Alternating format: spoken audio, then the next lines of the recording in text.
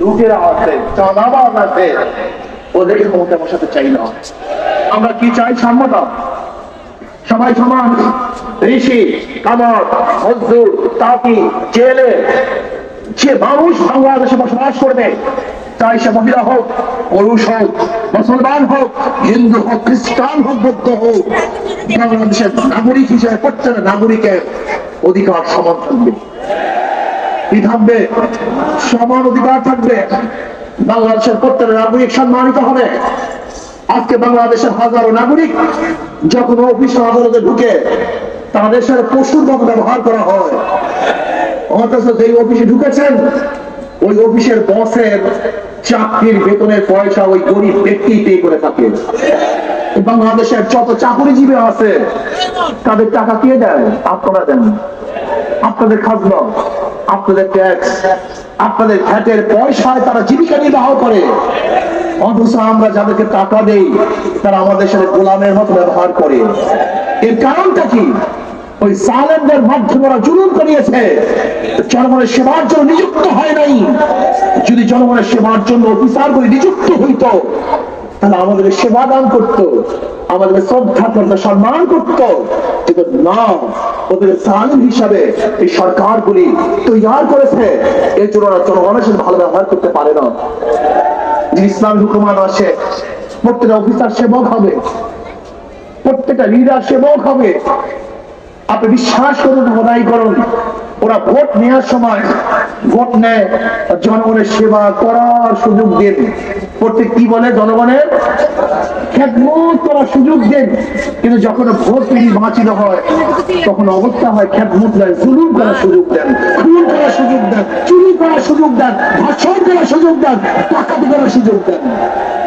আর ডাকাতকে দেখতে চাই না, চোরকে দেখতে চাই না। আসুন না, যাদের চেহারার মধ্যে মদিনার ছাপ আছে, যারা মদিনার আদর্শ পালন করে, যারা সরদার দো আলমকে নেতা মানে, যারা আল্লাহর কর্তৃত্বকে প্রতিষ্ঠা করতে চায়, এমন দলকে নির্বাচিত করে রাগ করছে দেশের মানুষ শান্তি পাবে না, মুক্তি পাবে না। এর জন্য আমাদের দরকারটা কি? ইসলাম হুকুমাত কায়েম করা। ইসলাম হুকুমাত কায়েম হলে অনেকেই ভাবেন যে হুজুর ইসলাম হুকুমাত হলে আমাদের অবস্থাটা কি হবে? এক গাজাওয়ালা প্রশ্ন করে, ইসলামের হুকুমাত হলে আমার গাজার অবস্থাটা কি হবে? আমি গাজা সেবন করবো কি হবে? আমি বললাম কোনো টেনশন করিও না, তোমার কোনো টেনশন নাই। তুমি কি মসজিদে গিয়ে গাঁজা সেবন করতে পারবা? না হুজুর, মসজিদে গিয়ে গাঁজা সেবন করবো কি হবে? কেন? সেটা তো পরিবেশ নেই, গাঁজা সেবনের পরিবেশ নাই।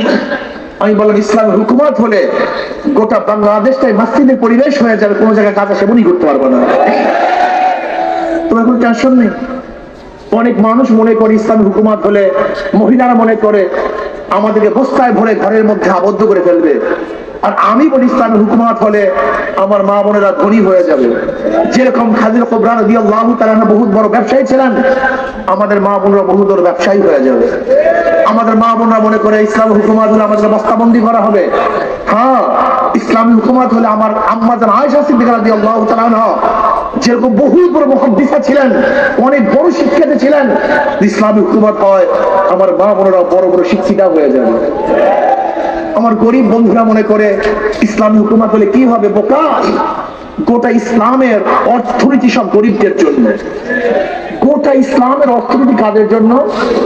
পুঁজিবাদী অর্থনীতি কিয়ামত পর্যন্ত চললেও কোন গরিব ধনী হবে না, ধনীরা শুধু ধনী হবে আর গরিবরা গরিব হবে। আর ইসলামী অর্থনীতি অ্যাপ্লাই হলে আগামী 5-10 বছরের মধ্যে